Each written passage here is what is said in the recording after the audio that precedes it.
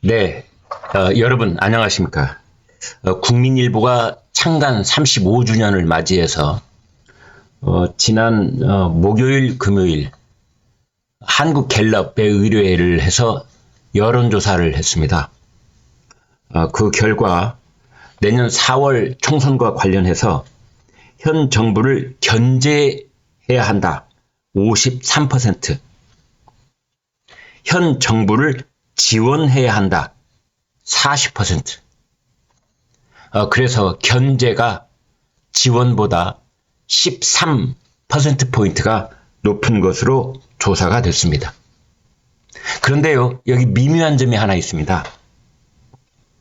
만약 투표를 하면 어디다 하겠는가? 이제 이렇게 질문을 했더니 민주당을 찍겠다 39%, 국민의힘 찍겠다 36%. 그래서 대답 차이가 불과 3%포인트, 오차 범위 이내인 것입니다. 이것은 뭐냐? 국민의 민심은 지금 윤석열 정부에 대해서 따끔한 일침을 가해야 된다, 이런 생각을 가지고 있는데, 그렇다고 해서 민주당을 찍을 생각은 없다, 이런 뜻입니다.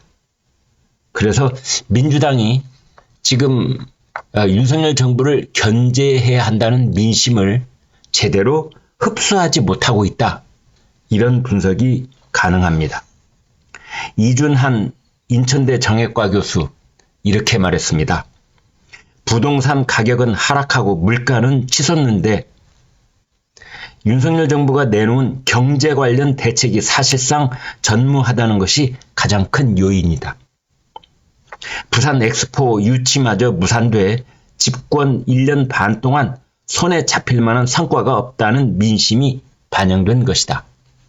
이렇게 봤는데요. 저는 여기에 전적으로 공감하는 건 아닙니다. 성과가 많이 있죠. 특히 외교 안보 측면에서 윤석열 정부는 지난 1년 반 동안 그 어느 역대 정권에 못지않은 큰 성과를 이뤄낸 것이 사실입니다. 그런데 지금 현 상황에서 경제 전망이 밝지 않기 때문에 경제가 좋지 않으면 그 당시 집권 여당과 정부가 높은 점수를 받지 못합니다. 이것은 어느 나라, 어느 정권, 또 어느 선거를 앞두고 해서 조사해도 이 비슷한 결과가 나오는 겁니다.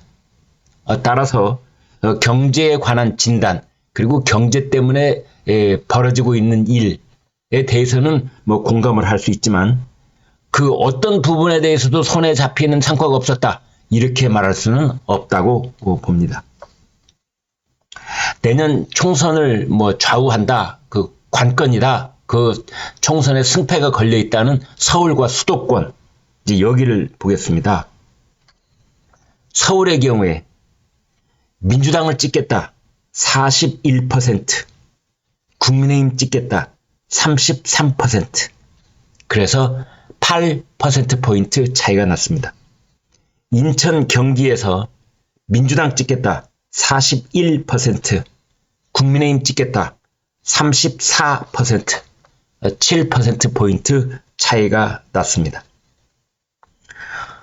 또한 이 대통령 부인 김건희 여사의 도이치모터스 주가 조작 연루 의혹에 대해 김건희 특검법, 이제 이것을 민주당이 지금 강행 처리하겠다고 벼르고 있는데, 만약 정말 이 김건희 특검법이 국회를 통과하면은 윤석열 대통령이 그 법안에 대해서 거부권을 행사해야 되느냐 말아야 되느냐, 이제 이런 의견이 갈릴 수 있는데요.